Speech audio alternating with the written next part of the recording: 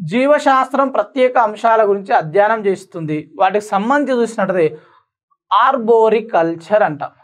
అలంకరణ కోసం పెంచే మొక్కలు, అలంకరణ కోసం పెంచే మొక్కల సాగు గురించి. మనం ఇంట్లో అలంకరణ కోసం మొక్కలను పెంచుతుంటాం, ఇంట్లో మొక్కలు పెంచుతుంటాం.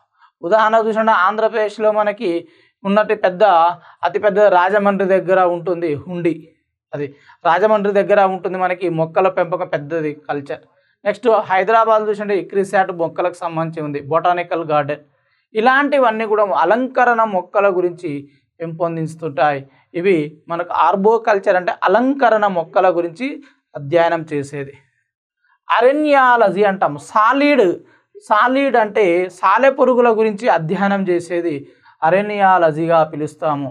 ఆంథాలజీ అంటే పుష్పాల గురించి, ఆంథాలజీ అంటే పుష్పాల గురించి అధ్యయనం చేసేది. అతిపెద్ద పుష్పం రఫ్లీసియా. ఇలా మనకు చూసినట్టయితే పుష్పాలు ఎలా ఉంటాయి, పుష్పాల యొక్క అమరిక విధానం ఏంది, ఏ పుష్పాలు ఎలాంటివని పుష్పాల గురించి చదివే అధ్యయనాన్ని ఆంథాలజీ అంటారు. నెక్స్ట్ బ్యాక్టీరియాలజీ అంటే బ్యాక్టీరియాల గురించి అధ్యయనం చేస్తుంది. ఇది ఒక ప్రత్యేకమైన శాఖగా ఇప్పుడు ఏర్పడడం జరిగిందండి బ్యాక్టీరియాలజీ.